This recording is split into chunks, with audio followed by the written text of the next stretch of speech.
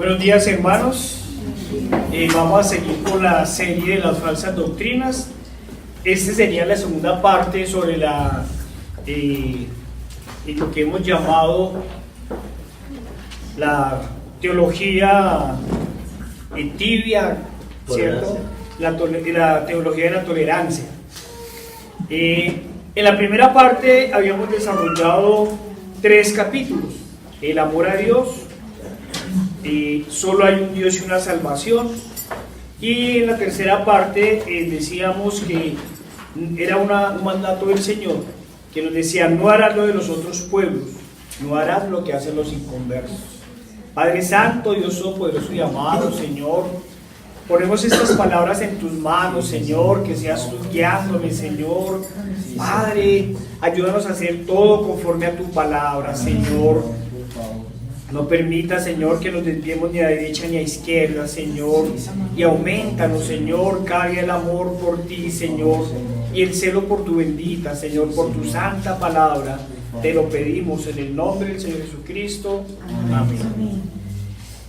Cuando hablamos del amor de Dios, habíamos hecho referencia a Deuteronomio 6, del 5 al 8.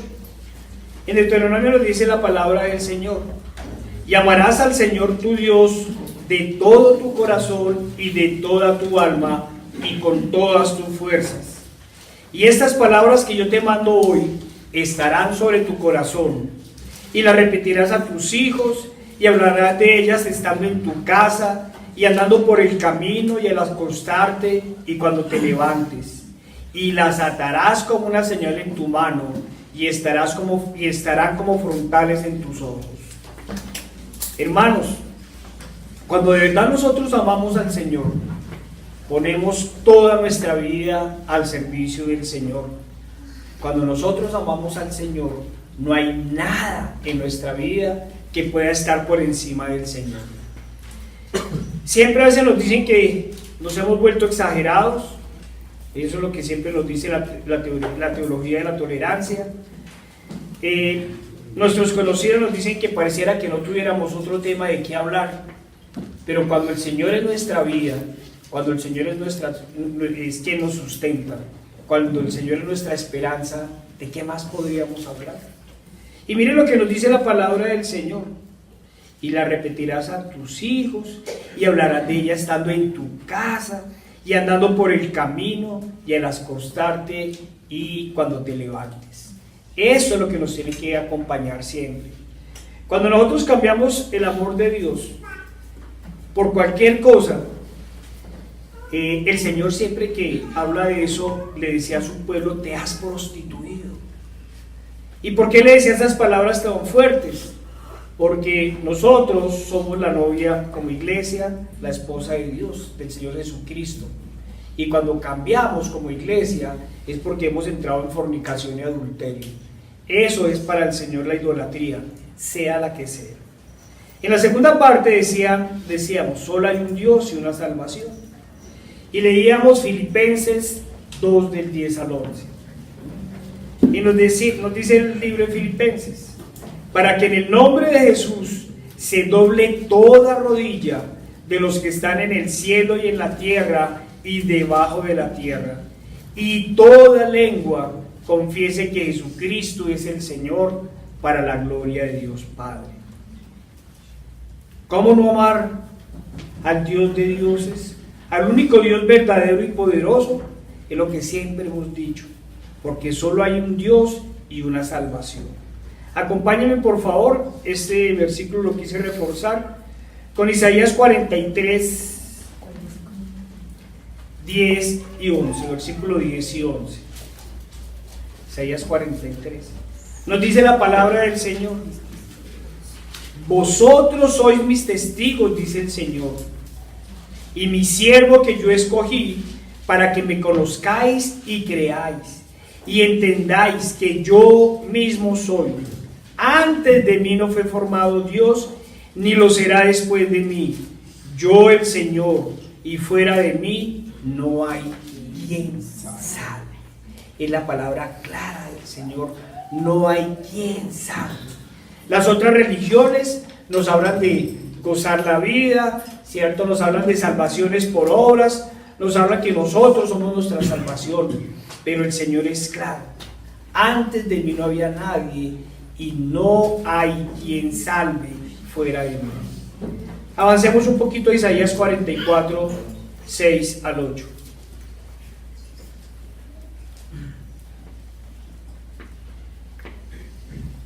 El Señor hablaba por medio de sus profetas y el Señor hablaba con su pueblo. Por eso el Señor le decía a los hacedores de ídolos, le decía: ¿y es que esos palos le hablan? Y cuando el pueblo lo traicionaba, le decía: pues vaya, dígale a sus ídolos, ¿cierto?, que les ayuden, dígale a sus ídolos que los escuchen, porque el único que escucha es el único Dios real y verdadero.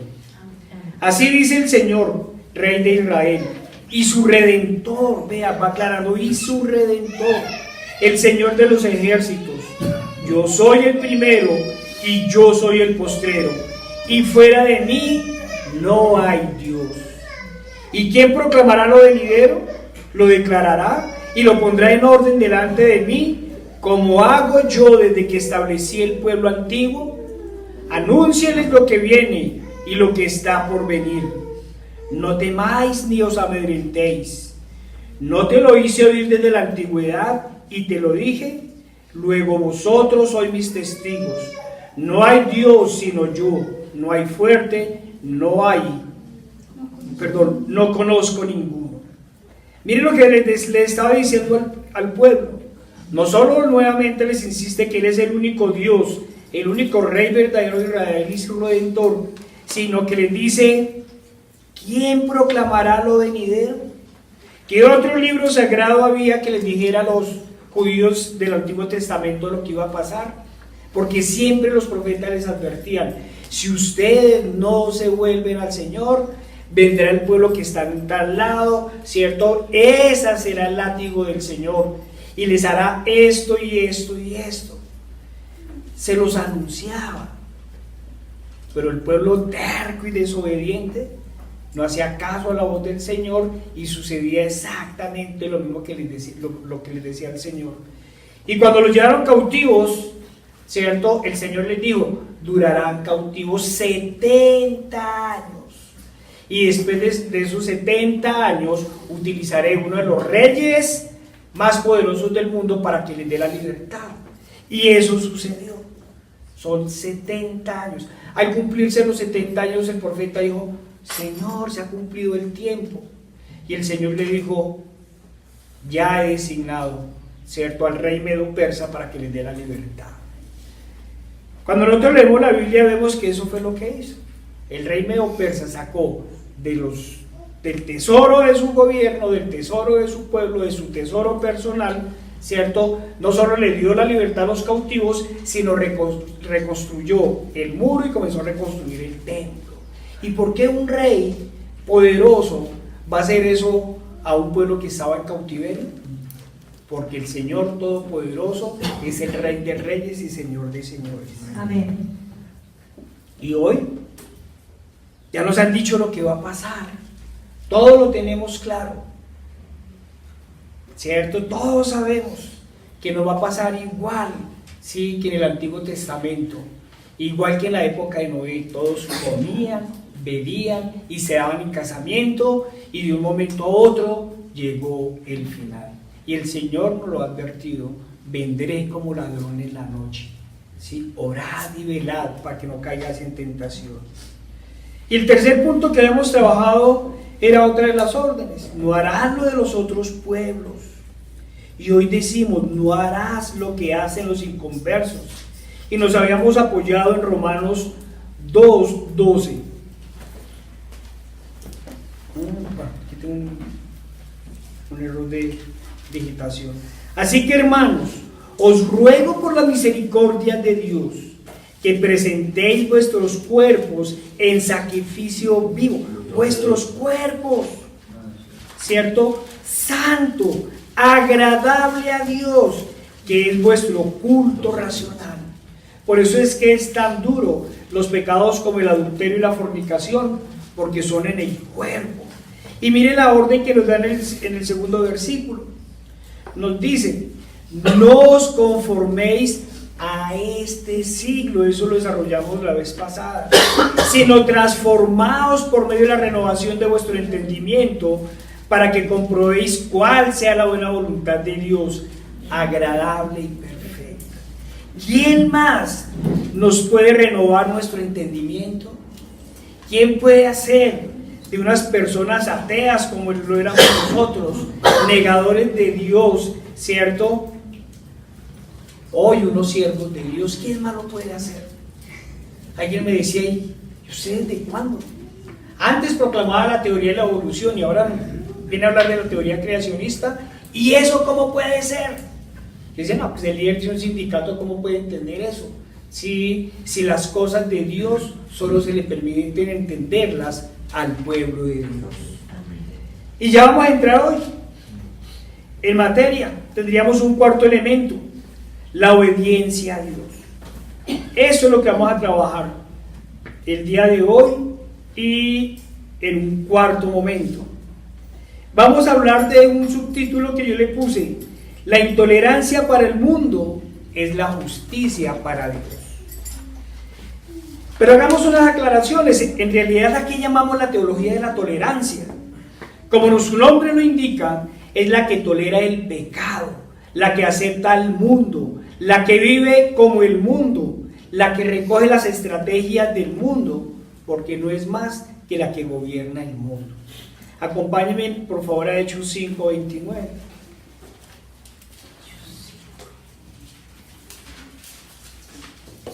Hoy muchos se burlan de nosotros porque dicen que seguimos un libro muy antiguo, un libro, ¿cierto?, que tiene miles de años.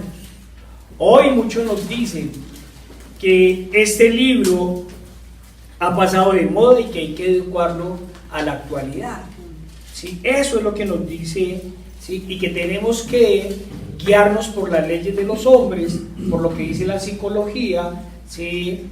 Por lo que dice la filosofía. Pero ¿qué nos dice la palabra del Señor? Respondiendo, Pedro y los apóstoles dijeron: es necesario obedecer a Dios antes que a los hombres. Y eso es lo que nosotros hacemos en contravía, porque nosotros vamos, como siempre lo han hecho los verdaderos creyentes, en contravía del mundo. Sí, así como Cristo fue la piedra reprobada, ¿cierto?, siendo la piedra angular, y fue piedra de tropiezo para los que no creyeron en esa época, hoy sigue siendo la piedra de tropiezo para los que no creen. Cielo, infierno en el año 2018, son cosas de la Edad Media, nos dicen, ¿cierto? Pero esto es precisamente lo que tenemos que decirle a la gente, que nosotros obedecemos a Dios antes que a los hombres. Amén. Por ello, nos guiamos por las leyes de Dios antes que las leyes humanas. Y no se nos olvide que las leyes humanas surgieron de las leyes divinas, pero el hombre poco a poco las pervirtió. ¿Qué dice la teología de la tolerancia? Amigo, si hiciste la oración de fe, eres salvo. Como la salvación es por gracia, ya no debes hacer nada. Sigue tu vida común y corriente. Como la salvación es por fe, si ya crees, eso es suficiente. El Señor te ha salvado. Sigue tu vida como la venías trayendo. Y entonces los engañados cumplen religiosamente la cita cada 8 días para escuchar las novelerías que quieren que les digan. Y su vida sigue en los goces de este mundo, en fornicación, viviendo en adulterio, engañando, odiando, emborrachándose, contaminando sus cuerpos y sus almas, en pocas palabras, como lo dijimos al principio, como en las épocas de Noé. Y hacen caso omiso. ¿Qué le dijeron a Noé? Está loco, ni siquiera es época de invierno. Sí, yo sé para qué pierde el tiempo. ¿Y qué nos dicen a nosotros? No pierdan su tiempo, más bien gocen la vida, ¿cierto? El anticristo vino a decir: sueñen alto. Sí, claro que nosotros no tenemos que hacer en realidad muchas cosas, porque nosotros tenemos claro que la obra es del Señor. Amén. Solo debemos entregarnos a Él en obediencia, porque fue Él quien nos llamó. y pedirle, rogarle y suplicarle cada día que nos sustente, que nos aumente la fe, que nos fortalezca, que no nos deje caer y que nos dé un nuevo nacimiento, porque esa fue su promesa, ¿cierto? Lo viejo ha pasado, nuevas criaturas sois. Y cuando uno escucha a muchos de los hermanos, ¿cierto? A veces nos dan ganas de llorar, de la emoción, de mirar las nuevas criaturas, ¿sí? Ayer vimos un nuevo anciano de la iglesia, ¿sí? Un nuevo predicador, y muchos sentíamos regocijo, ¿sí? Y decíamos, ay, mire el Señor, ¿cierto? Cómo ha obrado, mire cuánta obediencia. ¿Cuántos de nosotros estamos dispuestos a hacer lo que hizo Angie, ¿cierto? De dejar su trabajo y dedicarse a su casa, al cuidado de sus hijos. ¿Y cuántos esposos estaríamos en capacidad de decirle, no, mi amor, tranquila, el Señor nos fortalecerá, el Señor proveerá? ¿Sí? Lo primero que entran son las dudas. No, es que no me cuadran las cuentas. No, esperemos otro poquito, esperemos. ¿Sí? Y en esperar llega el diluvio. Acompáñenme por favor a Juan 3:3.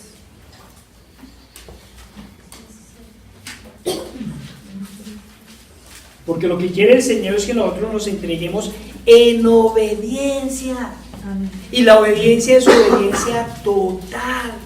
Como siempre lo hemos dicho y más tarde lo vamos a repetir. El Señor nos compró. Pero no fue tan pobre para comprarnos por oros o esmeraldas.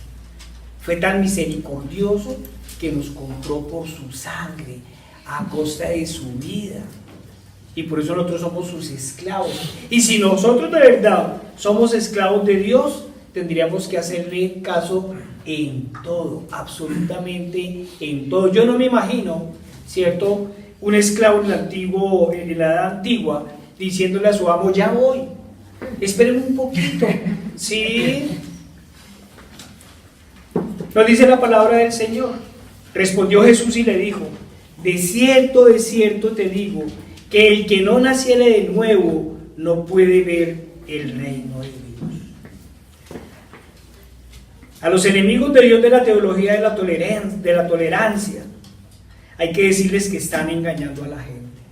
Si la gente no transforma sus vidas, si no le pide a Dios que le dé una vida nueva, que si no les piden que le dé un nuevo nacimiento, tristemente hay que decirles que están en condenación, porque a eso es lo que lleva la teología de la tolerancia, a la condenación. Si nosotros seguimos amando el mundo, si nosotros seguimos enredándonos en las cosas del mundo, es muy difícil ver las cosas de Dios. Acompáñenme en la segunda de Crónicas 7:14. Todos los días tenemos una excusa para el Señor. Cada día hay una nueva excusa para no ponernos de rodillas ante el Señor. ¿Qué es lo que nos dice la palabra del Señor? Si se humillare mi pueblo, pero nuestro orgullo nos impide humillarnos, sobre el cual mi nombre es invocado, y oraren. Miren cuánto nos ha puesto el Señor a orar en esta iglesia. Hace ratico oraba Julián sobre las enfermedades, ¿cierto? Pero no solo hay que orar por las enfermedades, hay que pedir que cada día nos aumente la fe, que nos unamos cada día como una familia, que cada uno esté pendiente del otro, ¿sí? Y oraren y buscaren mi rostro y se convirtieren de sus malos caminos. Esa es la primera condición. Perdón, la tercera. La primera es si se humillare mi pueblo y oraren, ¿cierto? Y aquí nos dice, y si se convirtieren de sus malos caminos. La gente puede venir cada 8 días a las iglesias, pueden estar en todos los grupos que se inventan las iglesias, pero si no se convierten de sus malos caminos, no hay nada que hacer. Entonces yo iré de los cielos y perdonaré sus pecados y sanaré su tierra. Aquí no hay que hacer tratados internacionales para reducir la contaminación. Sí es importante cuidar el planeta, pero es más importante si el mundo se arrepintiera de los pecados y se arrodillara ante el Dios Todopoderoso, ante Cristo. ¿Qué sucedería? Dice el Señor: perdonaré sus pecados y sanaré su tierra. Estamos en época preelectoral. Aquí no podemos poner nuestras esperanzas en hombres, Amén, ni de derecha, ni de izquierda, ni de centro, ¿cierto? Mientras este país no se arrodille ante el Señor, mientras siga la idolatría, pues hermano, cada vez, hermanos, vamos a estar peor. Colombia no se va a venezolanizar porque suba un gobierno de izquierda. Colombia se va a venezolanizar si no se aparta del pecado, de la idolatría.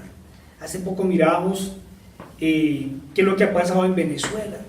En Venezuela el problema no ha sido el gobierno, ¿sí? Es la idolatría de la gente, una montaña dedicada al demonio, donde la gente va a hacer unos ritos terribles y nosotros no hemos hecho nada diferente.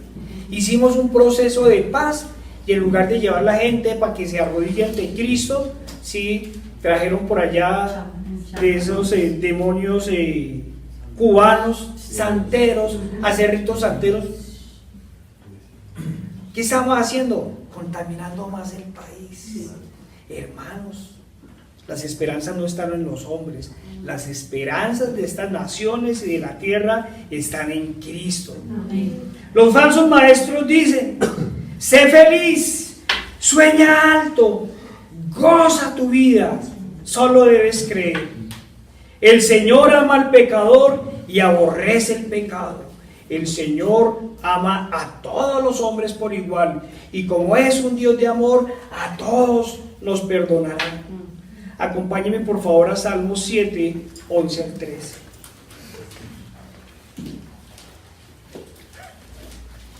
Como lo veíamos la vez pasada, claro, tenemos un Dios de amor, un Dios maravilloso, que a pesar de lo que nosotros habíamos sido, ¿cierto?, pecadores, asesinos, o sea, si nosotros, cuando hacemos nosotros memoria de todos nuestros pecados, lo que siempre he dicho aquí, Mati, ¿cierto?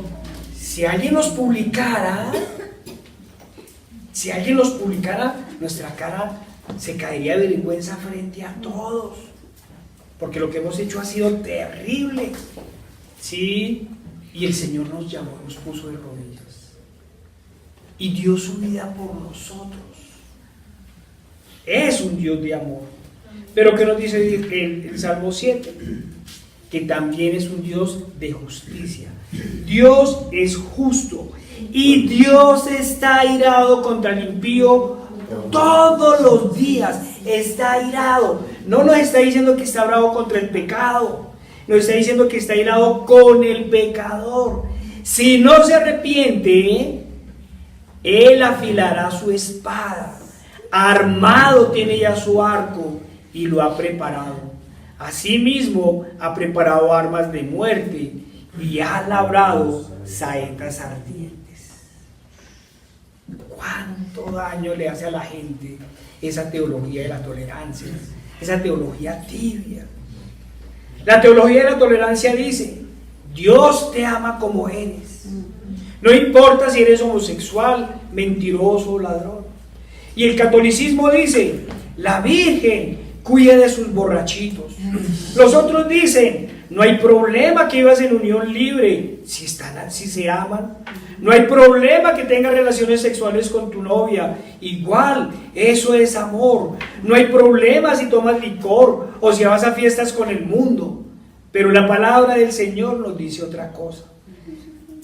1 Corintios 6, 9 al 10. ¿Cuántas veces hemos leído en esta iglesia estos pasajes? Día tras día, sí, pero no los entendemos.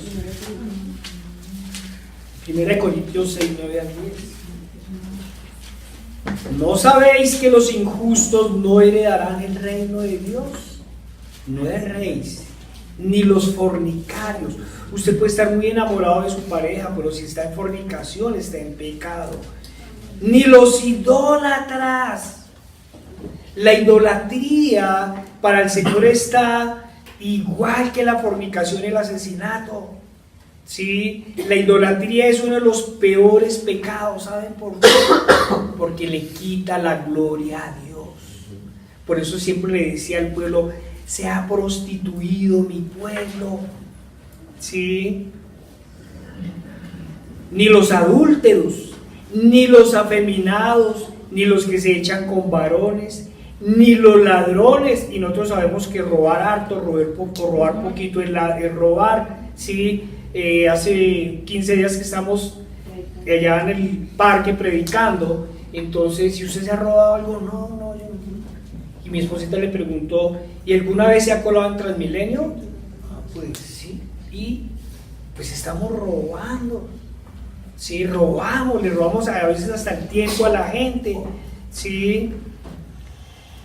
Ni los ladrones, ni los ávaros, ni los borrachos, ni los maldicientes. Uno no puede concebir un cristiano que hable mal, que hable con groserías o que hable maldiciendo, ¿sí? Que todo el día se esté quejando, ¿sí? Eso no es de cristianos. Ni los estafadores heredarán el reino de Dios. Es claro, no heredarán el reino de Dios. Y lo que siempre nos ha pasado y decimos acá, y cuando se confronta la gente con el pecado, ¿qué nos dices? ¿Qué nos dicen? No juzgues para que no seas juzgado. El único que juzga es Dios. Tienes que respetar la libertad y la personalidad de los demás. Eso nos dicen. Y a veces nos citan la Biblia para decir que no juzguemos porque seremos juzgados. ¿Sí? Leamos por Romanos 2, ¿qué nos dice? Por lo cual eres inexcusable, hombre, quien quiera que seas tú, que juzgas, pues en lo que juzgas a otro te condenas a ti mismo, porque tú que juzgas haces lo mismo. Acordémonos que aquí se referían, ¿cierto?, a los sacerdotes judíos y a todos los que hablan, ¿cierto?, y enseñan, pero no corrigen. Y la mejor forma de enseñar y corregir, aquí sí, es con el ejemplo. El ejemplo no convierte a nadie, pero es ejemplo. Y lo que estaba diciendo la Biblia era eso. Lo que dice la palabra del Señor es: usted que critica no puede criticar si hace lo mismo.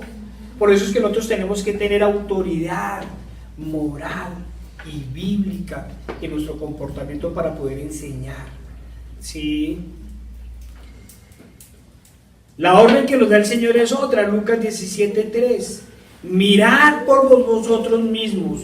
Si tu hermano pecare contra ti, repréndele.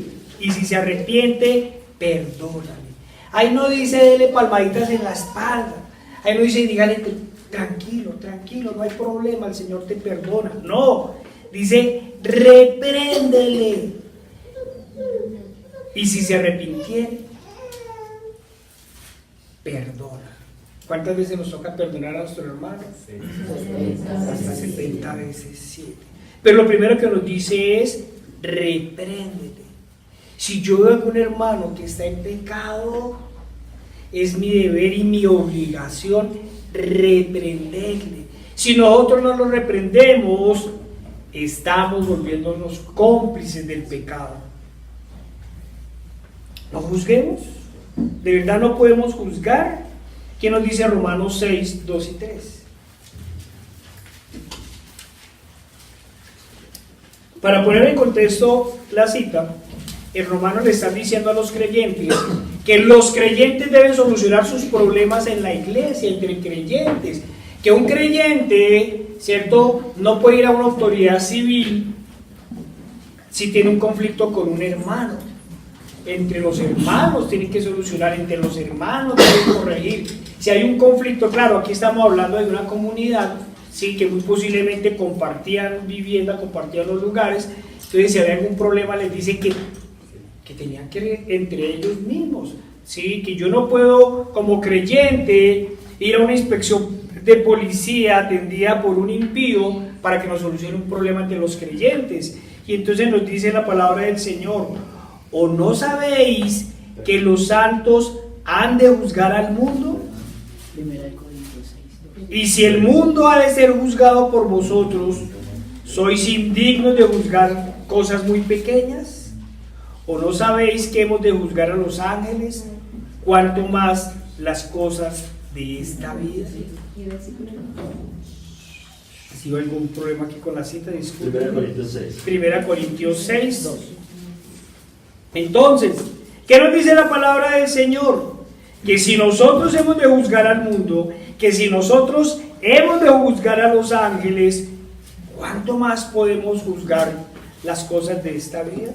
Claro, hermanos, nosotros tenemos claro que en el momento nosotros no juzgamos a nadie. Eso es cierto.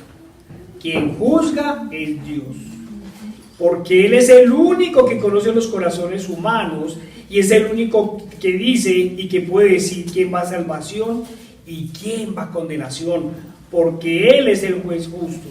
Lo único que nosotros hacemos es confrontar a las personas con su pecado para que se arrepientan. Nosotros no juzgamos. Nosotros le decimos a la gente en qué está fallando. Es más, a veces ni les decimos, simplemente les preguntamos: ¿y usted ha robado? No me juzgue. Ah, usted se ha robado, ¿cierto? Entonces, arrepiéntase. Nosotros le estamos diciendo: si usted es culpable, se va para el infierno. No. Nosotros le decimos: amigo, mientras hay vida, hay esperanza. Usted está en condenación, pero hay una promesa. Y la promesa es Cristo. Amén. Eso es lo que nosotros le decimos. Nosotros no juzgamos. El que va a juzgar al mundo es Dios. Nosotros lo único que podemos hacer y lo único que hacemos es decirle a la persona, ¿cierto?, que está en pecado y que ha llegado el momento del arrepentimiento. Y como decía nuestro Señor, ha llegado la salvación a esta casa. ¿Sí? Y acompáñenme, por favor. Apocalipsis 5. Hoy le estoy debiendo las citas, hermanos, disculpen. ¿Sí? Nos dice Apocalipsis: recuerda por tanto de dónde has caído y arrepiéntete. Eso es lo que nosotros decimos a la gente. Recuerden de dónde han caído y arrepiéntanse. Y nos dice la palabra del Señor: y haz las primeras obras, pues si no, vendré pronto a ti y quitaré tu candelero de su lugar, si no te hubieres arrepentido.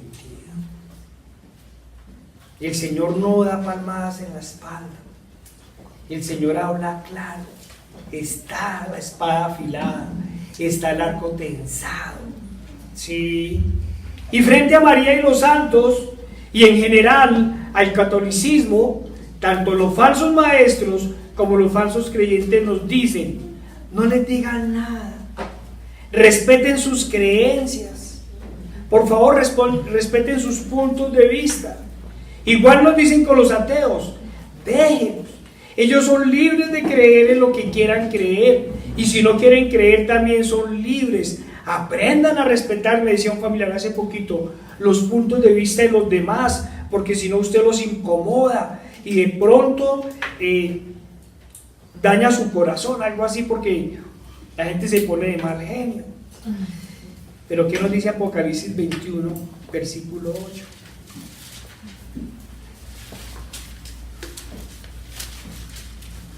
Nos dice: pero los cobardes e incrédulos. Claro, el anticristo decía: es preferible un ateo a un católico hipócrita. Lo que él no dijo era que juntos estaban en condenación. ¿Sí? Dice: pero los cobardes e incrédulos, los abominables y homicidas, los fornicarios y hechiceros, los idólatras y todos los mentirosos tendrán su parte en el lago que arde con fuego y azufre, que es la muerte. No son inventos de la Edad Media, no son mitos antiguos, es una verdad que nos vienen diciendo hace miles de años a gritos, ¿cierto? Que hay una condenación y que hay una salvación. ¿Sí? no es de darle palmaditas a las personas en la espalda, es de advertirle: usted está en idolatría, el Señor está irado con usted. ¿Sí? Si usted no se arrepiente, tendrá su parte en el lago que arde con fuego y azufre. Acompáñenme por favor a Josué 24, 14 y 15. Le decía Josué a su pueblo. Josué, el Señor los había mandado recriminarlo, ¿cierto? Porque el pueblo estaba en idolatría. Y le dijo: vaya, hable con el pueblo, dígale que si me sigue, yo lo protegeré. Y entonces Josué va y le dice al pueblo que están pecando contra el Señor, que se han levantado en idolatría, que si van a seguir haciendo sus ídolos. Y les dice Josué: ahora pues, temed al Señor y servidle con integridad y en verdad. Y quitad de entre vosotros los dioses a los cuales sirvieron vuestros padres al otro lado del río y en Egipto, y servir al Señor. Y si mal os parece servir al Señor, escogeos hoy a quien sirváis, si a los dioses a quienes sirvieron vuestros padres cuando estuvieron al otro lado del río, o a los dioses de los amorreos en cuya tierra habitáis. Pero yo y mi casa serviremos al Señor. Amén. Eso hay que decirle a la gente: usted sirve a Cristo, o a quién sirve. Sí, pero no, hermanos, tienen que respetar. No sean exagerados, nos dicen. Sí, exagerados. No. Yo cuando leo la palabra del Señor, me convenzo que somos muy tibios, muy tibios. ¿Sí? ¿Y por qué digo que somos muy tibios? ¿Cuál es la orden del Señor? Acompáñenme por favor a Deuteronomio 7, versículo 5. Y entonces Deuteronomio nos está hablando de la idolatría y de los ídolos. Y miren cuál es la orden. Miren cuál es la orden. Mas así habéis de hacer con ellos: sus altares destruirles, y quebrantéis sus estatuas, y destruiréis sus imágenes de Aserá, y quemaréis sus esculturas en el fuego. Esa es la orden. Yo no me imagino nosotros recorriendo la ciudad y los pueblos con una maceta, ¿cierto? Tumbándole todas las imágenes de la Aserá moderna, ¿sí? De María. ¿Qué sucedería? Esa es la orden del Señor. Y si les predicamos y se escandalizan, ¿cómo será si de verdad fuéramos? Eso es esto sí es radical. Esa es la orden: destruir. ¿Sí? No, yo no me imagino, nos volveríamos famosos en televisión. ¿Sí? Hermanos, amigos, este no es un problema de puntos de vista. Este no es un problema de quién tiene la razón. Este no es un problema de no molestar al otro, de no perturbarlo o de respetarlo. Este es un problema de salvación. Y es mejor importunarlo, enojarlo, confrontarlo, pero que se aparte del pecado y se salve. O lo respetamos, evitamos que se enoje, ¿cierto? Permitimos que cada vez sea peor su pecado, para que, como dice la Biblia, acumule cada día más ira para el día de la ira y se condene. Es decir, nosotros decidimos si lo importunamos y lo incomodamos y que busque al Señor y se salve, o le damos palmaditas en la espalda y lo consolamos mientras va camino al infierno. Eso es lo que nosotros tenemos que ponernos a pensar. Esto no es un problema de debates, esto no es un problema de puntos de vista, esto es un problema de salvación. Acordémonos lo que leíamos, la orden fue clara: no os conforméis a los deseos de este siglo, es decir, a los deseos de este mundo. Nuestro problema es que todavía estamos muy metidos en el mundo. Creemos que somos una iglesia radical, pero seguimos siendo una iglesia tibia. porque aún amamos las cosas del mundo, ¿sí? Aún dudamos muchas cosas, aún nos da miedo y nos da temor enfrentar muchas cosas, ¿sí? Pero el verdadero cristiano va en contravía del mundo, y por eso el mundo históricamente lo ha aborrecido. Por eso los verdaderos cristianos de antes los latigaron, los apedrearon, los crucificaron, los torturaron, los ahorcaron, los quemaron en la hoguera, porque tenían claro que hay que obedecer a Dios antes que a los hombres, porque sabían que esto es pasajero, que somos simples peregrinos en este mundo, pero sobre todo tenían claro que ellos eran la sal y la luz del mundo, y que su misión y su encargo era llevar la luz. Hace 15 días tuvimos una predicación de esas, y yo le decía a Maye, te cada día más brusco, ¿no? Digo, duro, ¿qué? Latigada, porque uno todos los días se pregunta, ¿y somos luz? ¿En realidad iluminamos? ¿Donde llegamos generamos otro ambiente? ¿Sí? ¿Incomodamos o agradamos? ¿Sí? Somos, como decía alguien, unos cristianos secretos. ¿Sí? Hermanos, acordémonos que la palabra del Señor dice que no nos ha dado Dios espíritu de cobardía, sino de poder, de amor y de dominio propio. ¿Cuál ha sido el problema? Que el mundo prefiere las tinieblas a la luz admirable. El mundo prefiere el pecado. El mundo prefiere las alegrías pasajeras. Como Esaú, venden su primogenitura y su salvación por un platado de lentejas. Eso nosotros hacemos. Cuando pecamos, estamos vendiendo nuestra salvación por un platado de lentejas.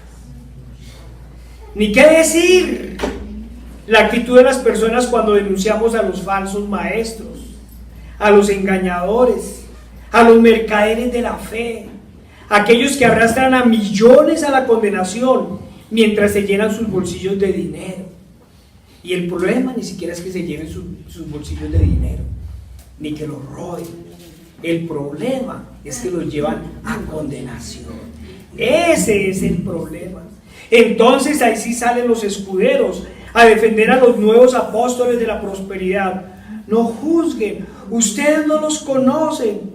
Ellos son santos, son herramientas de Dios, han sanado a cientos, han llevado a miles a salvación. No, pues, como diría Pablo, los superapóstoles.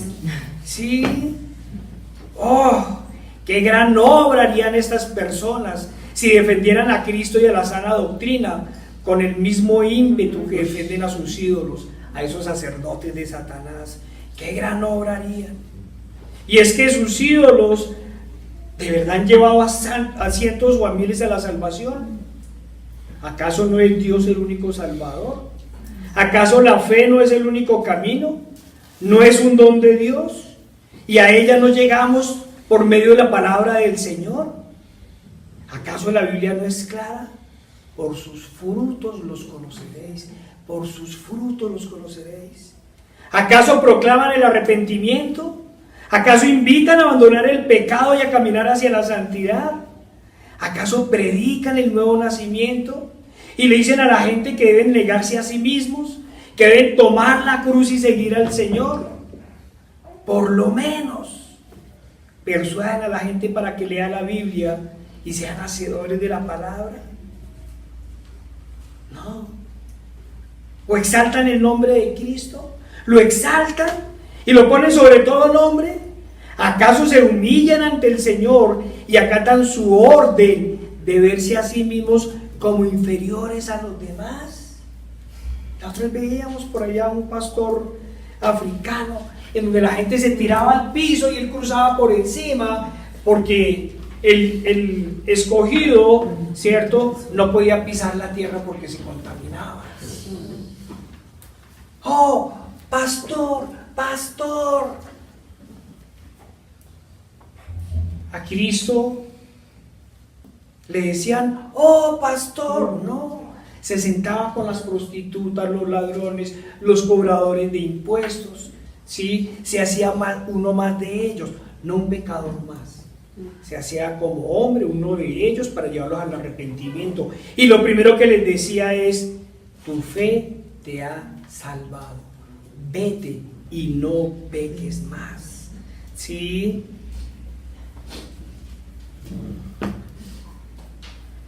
Pero no, ni exaltan el nombre de Cristo, ni se hacen inferior a los demás. Como todos sacerdotes de Satanás, prometen el cielo en la tierra. Sí, la otra vez estábamos mirando una entrevista a un satanista, y lo primero que proponía el satanista era el cielo en la tierra. Y era uno de los grandes líderes de las iglesias satánicas para Estados Unidos, y prometía el cielo en la tierra. Y nosotros decíamos, qué coincidencia.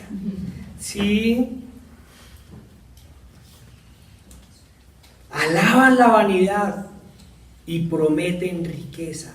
Impacta al mundo, dicen. ¿Y cómo se impacta al mundo? Pues desde el mundo, con las estrategias del mundo y el amor del mundo. Así es que se impacta en el mundo, sí, siendo uno más del mundo.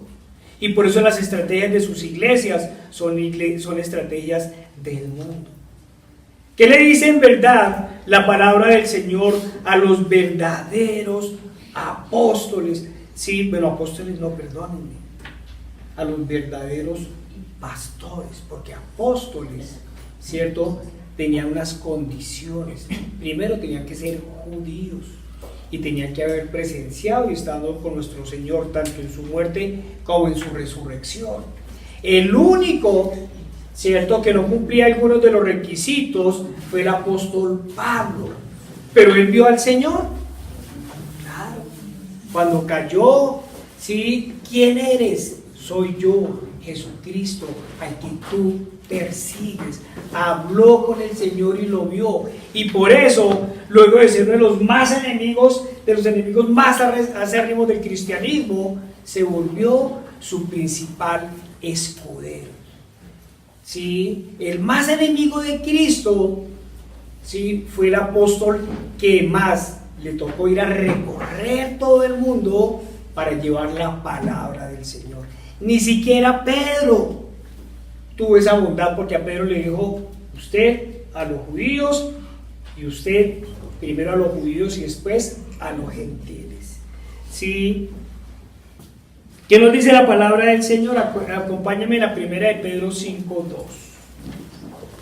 ¿Cuál es la tarea del verdadero pastor? Apacentar la grey de Dios que está entre vosotros, cuidando de ella, cuidando. El verdadero pastor da su vida por las ovejas. El verdadero pastor. El pastor ama las ovejas. Y cuando está la oveja indisciplinada, esa oveja saltarina que se vuela a las cercas, ¿cierto?, que arriesga su vida y que el pastor tiene que ir a buscarla y a traerla, ¿qué le hace el pastor que cuida a sus ovejas, a esa oveja, para que no ponga en vida su peligro? Le quiebra una patica. Oh, dice la psicología moderna, ¿cómo se le ocurre? O le parto la pata, o dejo que se vaya al barranco y se despegue. ¿Sí? No, ustedes son muy exagerados. Eso dice la palabra del Señor. Y los verdaderos, los que cuidan sus ovejas, el verdadero pastor, ¿cierto?, el que se enfrenta al lobo. ¿Sí? ¿Por qué Daniel tenía tan buena puntería con la onda? Era estudiante de la pedagógica universitaria. David. ¿Sí? ¿Era estudiante de una universidad pública colombiana? No iba en contra del Estado, no. Porque David daba la vida por sus ovejas, porque se enfrentaba al lobo, al tigre, a la fiera, ¿sí? Y por eso se pudo enfrentar al gigante, al que humilló a todos los soldados judíos, Si acordémonos de ese pasaje, a ver, ¿cuál? Vengan, ven, y los humillaba. Y cuando llegó David, ¿y ustedes por qué se van a humillar? Pues que mire ese gigante. ¿Sí? ¿Y acaso no estamos con Dios? Es lo primero que dijo David. ¿No estamos con Dios? ¿No es Dios nuestro protector? ¿O estamos contando con nuestras fuerzas? Y entonces yo voy a enfrentarme con el gigante. Y pues la mente humana, entonces le vamos a poner la espada, todas esas cosas. Y pues cuando David se puso todas esas cosas, pues no podía ni caminar, porque no tenía experiencia militar, y en ese momento tenía como 16 años, y mal no estoy. ¿Sí? No, quíteme esa, yo estoy con el Señor. Y se fue con la onda. Yo estoy con el Señor. ¿Sí? Porque estaba acostumbrado a enfrentar a fieras. Y si el Señor me ha permitido enfrentarme a una fiera, ¿por qué no me voy a enfrentar a este gigante? Eso es la fe. Ese es el verdadero pastor, ¿cierto? El que cuida las ovejas. ¿Y qué nos dice aquí? No por fuerza. Haz que me toca ir. Marco, tengo un problema. Otro hermano. No es por fuerza, es por amor. Amén. Sí, le jala las orejas a algunos y una vez se enojan. Sí, ¿y qué hace el pastor? Pues, Señor, dame paciencia, Señor. Sí, dame paciencia, dame amor. No por fuerza, sino voluntariamente. Tercer elemento, no por ganancia deshonesta. Y es que es muy honesto enriquecerse con los diezmos y las ofrendas de la gente. Es muy honesto ver la opulencia de los pastores mientras las ovejas están empobrecidas y las viudas, los huérfanos y los desempleados pasan necesidades, mientras en esta iglesia además van camino a condenación. Es muy honesto ver a los pastores con lujosos vehículos, carros blindados e inmensas propiedades rodeados de escoltas, cual narcotraficantes colombianos. Cuando se reúnen, yo nunca entendí, uno dice, uy, allá hay una reunión de políticos, narcotraficantes o pastores. Sí, escoltas, armas, carros blindados. Sí, yo no me imagino, sí, a Pedro o a Pablo montando en un caballo blindado. ¿Sí? ¿Quién me ha tocado? ¿Cómo así, Señor? Tanta gente te está rodeando y tú me preguntas que quién te ha tocado, ¿se acuerdan? Es que sentí que salió poder de mí. ¿Sí? Los 12 apóstoles iban de escoltas. No toquen al Señor. No. ¿Sí? Iban a predicar.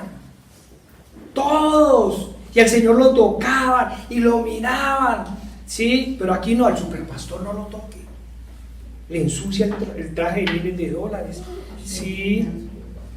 Sino con ánimo pronto, no como teniendo señorío sobre los que están a vuestro cuidado, sino siendo ejemplos de la grey. Ejemplos.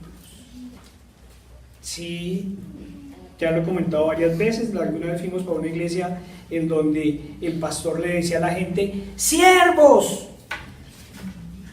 ¿Siervos? Pues sería bueno le hubiera dicho siervos de Dios, pero él estaba arriba y le decía a los pastores siervos. Pues lógicamente nunca volvimos a esa iglesia, ¿sí? Porque la palabra del Señor es clara, ¿sí? No como teniendo señorío sobre los que están a vuestro cuidado, sino siendo ejemplos de la grey, ¿sí? Y vuelvo a repetir, miren la orden: cuiden de ella. ¿Y cómo cuidamos a la iglesia? Siendo celosos de la palabra del Señor, guiando a las ovejas por el camino estrecho, recordando a tiempo y a destiempo que el Señor dijo: sed santos como yo soy santo. No nos dijo sean buenas personas, no nos dijo sean el corazón de la fiesta. Sí, no nos dijo sean moralmente buenos. Nos dijo sed santos como yo soy santos. Por aquí se reía Diana Marcela. Sí, yo era el corazón de la fiesta, el espíritu de la fiesta. Sí, cuánto pecado, cuánta ira acumulada para el día de la ira. Gracias, Señor. Sí, porque ahora somos los aguafiestas de la fiesta. Sí, ahora somos los aguafiestas. Sí, y nos amargamos, vivimos tristes. No. Es que ustedes se volvieron cristianos y han cambiado. Pues claro, si no hubiéramos cambiado no tendríamos nuevo nacimiento. Es que ya no les gusta esto, es que no les gusta. Hermano, nos emborrachamos, pecábamos, nos gastábamos la plata para gozar 4 horas y duramos 2 días enfermos con guayaba. No, pues, qué felicidad, qué felicidad. Y pecado, fuera de todo pecamos, ¿cierto? Y pisábamos el nombre de Cristo. No, pues. Osquita, usted es muy infeliz, vive muy triste. No, miren los niños de esta comunidad, qué niños tan tristes. Los ven y lloran. Sí, es el reflejo de las familias, es el reflejo. Los tímidos, no permiten que nadie los toque. Sí, esa es la felicidad que da Dios. Y no tenemos que ir a pecar. Y vivimos felices, tranquilos, y fuera de eso, no nos enfermamos, ni gastamos la platica. Sí.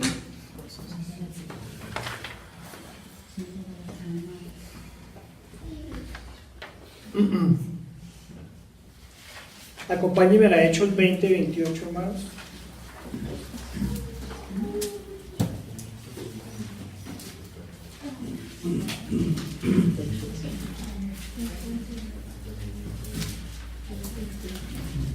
Por tanto, mirad vosotros y por todo el rebaño en que el Espíritu Santo os ha puesto por obispos, para apacentar la iglesia del Señor, la cual Él ganó por su propia sangre. Las ovejas de las iglesias no son de los pastores. Decía Pablo, ¿acaso Cefas fue crucificado? ¿Acaso Silas fue crucificado? No, las ovejas son del Señor. Sí, y las ganó por su sangre, las compró por algo precioso, precioso. Sí, bueno, en este caso de los falsos maestros, uno no puede decir si esas ovejas son del Señor. Porque ¿quiénes son los que van tras los vales? ¿Acaso tras los vales van las ovejas del Señor? No, la palabra del Señor es clara. Mis ovejas escuchan mi voz y me siguen. Aquí no hablamos más que de ciegos, guías de ciegos. De unos que, como dice el Señor, quitan la llave y ni entran ni dejan entrar a los demás en el reino de los cielos. El problema, como decíamos, verdadero, no es que se enriquezcan con los diezmos y las ofrendas. El problema es porque ni entran al cielo ni dejan entrar, los llevan a condenación. Y el Señor lo dijo una y otra vez: cuídense de la levadura de los fariseos. Las personas en su ceguera espiritual, en su ignorancia frente a la palabra, en su idolatría hacia los hombres y en su amor por el mundo, no escuchan las claras advertencias del Señor. Hechos 20-29.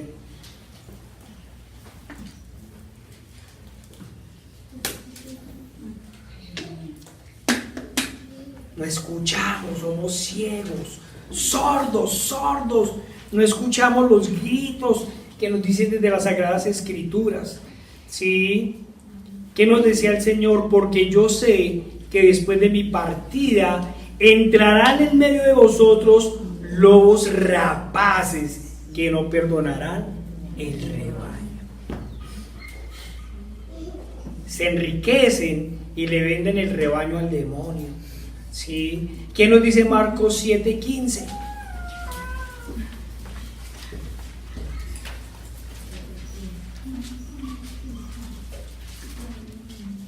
Mateo 7:15. Perdón, Mateo. No, es que yo estoy parado aquí gracias al Señor porque anoche y esta mañana estaba demasiado enfermo. Nos dice la palabra del Señor: guardados de los falsos profetas que vienen a vosotros vestidos de ovejas, pero por dentro son lobos rapaces. La gente espera al ladrón, ¿cierto? Que venga con el cuchillo, ¿sí? Esperan al demonio con cachos y con cola. No, sí, por lo general viene vestido de blanco, con 33 botones en su sotana. ¿Qué nos dice Juan 10? Juan 10, 10 al 13. Cuando la gente la estafan o la roban, bueno, o sea, la roban estafándola. No, pero ¿quién se iba a imaginar que ese señor tan elegante, que esa muchacha tan bonita, ¿sí? A los que se ponen de pecadores y comienzan a recoger a las muchachas bonitas en los carros, ¿sí? Y les echan escopolamina y los roban y a veces enloquecen. ¿Quién iba a pensar que esa muchacha tan bonita, hombre, está esperando al diablo con cachos y con cola? ¿Sí? ¿Está esperando al lobo con cara y con los dientes feroces? No, por lo general viene vestido de oveja. Juan 10, 10. El ladrón no viene sino para hurtar y matar y destruir. A eso viene el ladrón. Yo he venido para que tengan vida y para que la tengan en abundancia. Cuando está hablando de abundancia, el Señor está hablando de dinero, de la vida eterna que vamos a tener, porque es por la eternidad, no es por 6 meses ni por 80 años. ¿Sí? Yo soy el buen pastor. El buen pastor su vida da por las ovejas, mas el asalariado, y que no es el pastor, de quien no son propias las ovejas, ve venir al lobo y deja las ovejas y huye. Y el lobo arrebata las ovejas y las dispersa. Así que el asalariado huye porque es asalariado y no le importan las ovejas. Cuando va una señora con 2 niños y sale un perro furioso, es muy fácil saber si la señora es la mamá o es la vecina que lleva a los niños de la mano. Si sale el perro furioso y la señora se enfrenta al perro, es la mamá. Y si la señora coge a los peladitos de escudo, es la vecina. Sí. Si es el pastor y sale a defender sus ovejas, no me las engañen, no las engañen, no les den viandas. Uno dice, es el pastor. Pero si dice, córreles, ¿sí? Acordémonos de la sabiduría del rey cuando las 2 señoras están disputando. ¿Se acuerdan que una le murió el hijo y entonces la otra dijo sí? Y entonces dijo el rey, listo, ¿para qué no peleemos? Vamos a hacer una cosa, lo vamos a partir por la mitad. Soldado, traiga la espada, lo partimos por la mitad y cada uno coge, ¿sí? La que no era mamá dijo, como dice su majestad, y la mamá dijo, no, ¿sabe qué? Lléveselo, no va a matar al bebé, lléveselo, prefiero que se lo lleven a matar. Ah, esa es la mamá, ¿sí?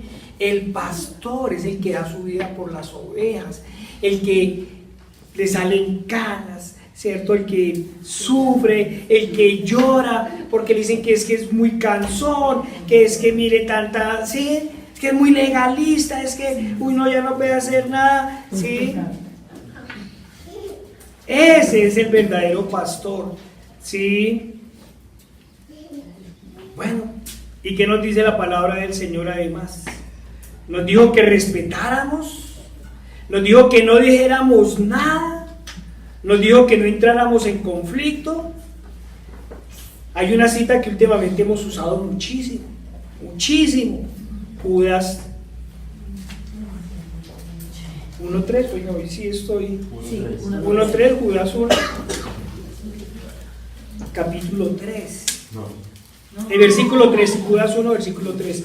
Amados, por la gran solicitud que tenía de escribiros acerca de nuestra común salvación, me ha sido necesario escribiros, exhortándoos que contendáis ardientemente por la fe que ha sido una vez dada a los santos. Porque algunos hombres han entrado encubiertamente. Mire, los falsos maestros no le van a decir a usted grandes mentiras, les dicen pequeñas verdades, pequeñas verdades. Los que desde antes habían sido destinados para esta condenación, hombres impíos que convierten en libertinaje. Vea, no hay problema, no se preocupe, usted puede seguir su vida así. Convierten en libertinaje la gracia de nuestro Dios y niegan a Dios, el único soberano, y a nuestro Señor Jesucristo. ¿Por qué lo niegan? No, pero es que si me hablan de Cristo, en mi iglesia me hablan de Cristo, ¿sí? Y le dicen que hizo en la cruz. Y lo llevan a usted a la santidad. Porque cuando yo no llevo a la gente a la santidad, yo puedo estar hablando de Cristo, pero si le digo que usted se va a salvar porque dio el diezmo, o se va a salvar porque sembró, ¿sí? O usted se va a salvar después de tantos años allá en el purgatorio, yo puedo estar hablando de Cristo, pero lo estoy negando porque le estoy quitando a Cristo todo el poder, y estoy diciendo que hay otras formas por las cuales llegar a la salvación, ¿sí? Y nos dice que convierten en libertinaje la gracia de Dios y niegan a Dios, el único y soberano, y a nuestro Señor Jesucristo. Mas quiero recordaros, ya que una vez lo habéis sabido, que el Señor, habiendo salvado al pueblo sacándolo de Egipto, después destruyó a los que no creyeron.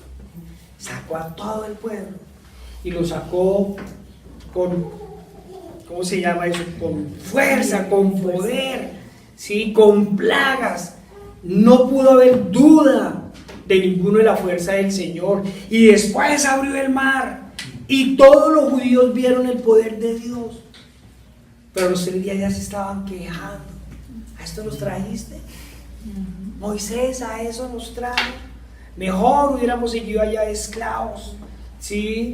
A eso yo me convierto. Es que yo creí que si me volvía cristiano no iba a quedar desempleado, ni me iba a enfermar, ni no, pues pasa gracia me devuelvo para el mundo, ¿sí? No, hermanos.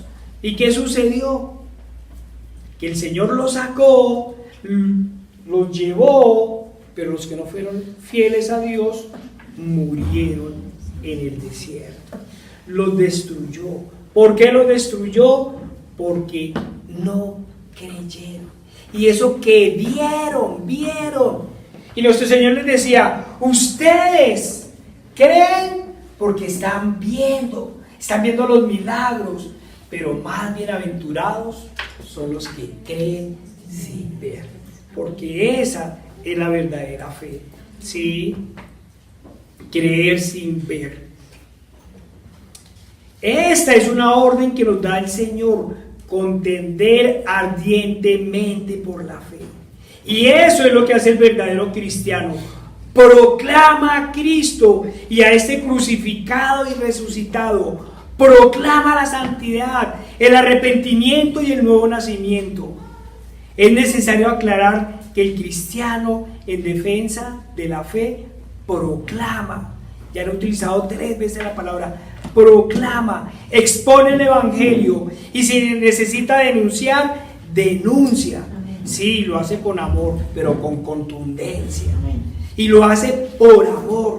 Si no le preocuparan los demás, no le predicaría. Si no le importaran las almas, ¿cierto? No les diría que están siendo engañadas. Quien no defiende el evangelio de Cristo y la sana doctrina, niega a Cristo y su evangelio. Defendamos la sana doctrina desde el evangelio mismo, exponiendo la palabra. Y cuando la terquedad de las personas y su ceguera y sordera espiritual no les permitan comprender, afirmamos nosotros que nuestra tarea ha sido cumplida y nos vamos. Sacudimos nuestras sandalias. Eso es lo que nosotros hacemos. Sacudimos proclamamos. Y si no sacudimos, ¿por qué hago la aclaración? Porque mientras estaba preparando este servicio, me encontré con un artículo en defensa de la Inquisición. Un artículo escrito hace 2 años. Yo no estoy hablando de la Edad Media, estoy hablando de hace 2 años, en que justificaban y apoyaban el santo sacramento de la Inquisición, decían, y la justificaban precisamente desde Judas 1:3. ¡Qué abominación! Justificar la violencia y la crueldad desde el Evangelio. Hace unos minutos afirmaba que quien juzga es Dios, y como todos sabemos, eso es cierto. Por ello nuestra tarea es simplemente predicar el Evangelio, evidenciar el pecado y denunciar a los engañadores, para que la gente se confronte y se arrepienta y se vuelva a Dios y no se deje engañar. Pero tenemos claro que lo hacemos por amor y que el Señor nos dio órdenes claras. No matarás, amarás a tu enemigo, amarás a tu prójimo como a ti mismo. La única arma que desenfunda el verdadero cristiano es la palabra de Dios, la Biblia. Y el único ejército que formamos son ejércitos de oración, donde pedimos los unos por los otros. Los cristianos siempre han sido mártires, no martirizadores. Han sido asesinados, no asesinos. No justificamos la violencia ni el asesinato. Tenemos claro que el Señor dijo: mía es la venganza, y que todos iremos al tribunal de Cristo, a donde el juez justo, y es precisamente en el tribunal de Cristo donde cada uno recibirá conforme a sus obras. Quienes pusieron las esperanzas en el Salvador y fueron fieles a su palabra irán a vida eterna. Quienes sus nombres no estaban escritos en el libro de la vida irán al lago que arde con fuego y azufre. Y este es el castigo. Nadie está autorizado por Dios para ejercer justicia por mano propia, pues Dios es el único que discierne los corazones humanos. Nosotros, a lo sumo, sacudiremos nuestras sandalias y oraremos para que el Señor les dé arrepentimiento. Pero nada justifica la violencia. Eso solo lo hace la madre de las abominaciones. Y hablando de las abominaciones, en este mundo posmoderno de psicología y de amor por el pecado, pero intolerante ante el Evangelio, el único y verdadero Evangelio, se escucha la invitación que por lo general ahora se vuelve una orden de que no le prediquemos a las demás religiones, a los engañados, llamando especialmente, que no les prediquemos a las otras religiones, a los engañados del mundo entero. Este llamado especialmente se ha hecho desde la Gran Babilonia, desde la madre de las abominaciones, el que además se hace en nombre de la tolerancia y el amor. Pero en realidad este llamado de tolerancia tiene otro propósito que venimos denunciando desde hace mucho tiempo: el llamado ecumenismo, la unión de todas las religiones en torno al papado, llamado también que alcen los falsos maestros desde la teología, ¿cierto?, de la teología de la falsedad, trampa en la que han caído los creyentes tibios, los negociadores de la palabra, olvidando la advertencia del apóstol Pablo. 2 Corintios 6:14. Por un lado nos dicen que no prediquemos, y por otro lado nos dicen que nos unamos. Ha dicho el anticristo que Dios es uno, y en eso tiene razón, pero Dios tiene un nombre. Pero él dice que no importa si es Buda, si es Alá, ¿cierto? Y nos han llamado a la unión. No, entre cristianos, unámonos todos. Entonces vamos a la protesta. Sí, con católicos. ¿Los católicos son cristianos? No, señor. Yo creí que eran marianos, ¿cierto? ¿Qué nos dice la palabra del Señor? No os unáis en yugo desigual con los incrédulos, porque ¿qué compañerismo tiene la justicia con la injusticia?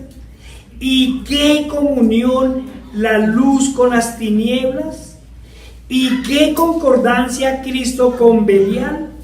¿O qué parte el creyente con el incrédulo? ¿Y qué acuerdo hay entre el templo de Dios y los ídolos? Porque vosotros sois el templo del Dios viviente, como Dios dijo: habitaré y andaré entre ellos y seré su Dios, y ellos serán mi pueblo.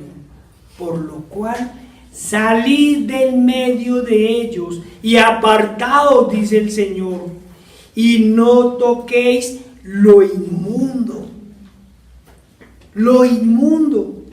y yo os recibiré y seré para vosotros por Padre, y vosotros me seréis por hijos e hijas, dice el Señor Todopoderoso.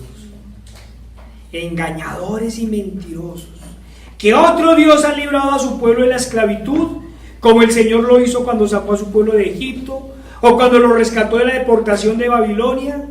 ¿Cuántos libros sagrados tienen profecías cumplidas? Es decir, ¿qué ídolo, qué Dios falso de esos ha hablado y ha cumplido su palabra? ¿Cuántos de ellos se han encarnado y han sido vituperados, latigados y crucificados para liberar del pecado a sus seguidores y salvarlos del infierno? ¿Cuántos? ¿Cuántos de esos dioses? Ninguno, porque no son más que inventos humanos. Sí. Mire, cuando nosotros hablamos de Dios y de su Hijo, ¿por qué el Señor utilizó la palabra, la figura del Hijo? El Señor podía decir, cierto, que Él era el encarnado, pero ¿por qué utilizar la figura del Hijo? Porque no hay una muerte que más duela que la de un hijo, y es más duro cuando su padre lo entrega. ¿Sí? Es mucho más duro. Uno puede soportar la muerte del papá, de la mamá, del hermano, de la tía, ¿sí? Y es duro, pero es más dura la muerte de un hijo. Y entregar a su hijo, ¿cierto? Entregar al hijo justo por los injustos, eso sí es señal de amor. ¿Sí? ¿Quién más lo hizo? Nadie, nadie. Por eso la cruz y el evangelio son locura para el mundo, porque el mundo no entiende las cosas de Dios. El mundo solo entiende del falso amor, de la falsa paz, de lo que podemos y no podemos comer, de cómo vestirnos y de cómo agradar a los demás a costa de nosotros mismos y del único santo, santo, santo. Son religiones de obras muertas, en donde el hombre es el hacedor y le quitan toda la gloria al único y verdadero Dios. Son religiones que calman conciencias, minimizan el pecado y venden la salvación. Es que hasta un pecador como Marx lo entendía. Yo no entiendo por qué no lo creen, lo entienden los que se llaman creyentes. Cuando él dijo que la religión era el opio del pueblo, afirmó: venden a precios módicos pasajes al bienestar celestial. Venden, negocian con lo que no entienden.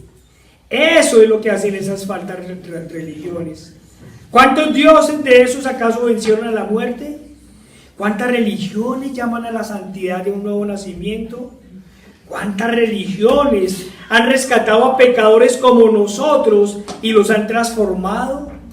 ¿Cuántas llevan al verdadero amor?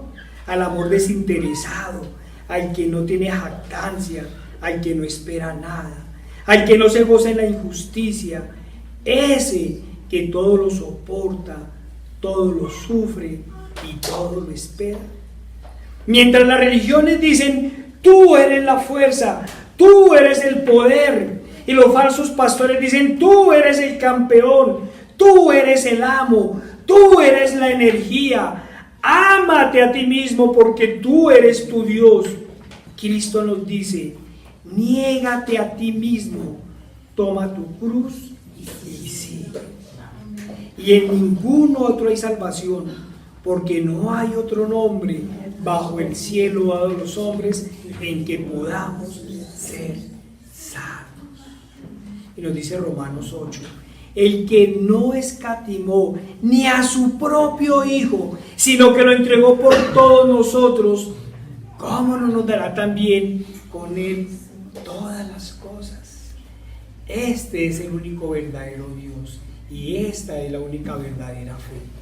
Padre Santo, Dios Todopoderoso, Señor, Padre, ayúdanos, Señor, a no torcernos, Señor, ayúdanos, Señor, mira esta lucha que tenemos todos los días con el mundo y con sus deleites, Señor.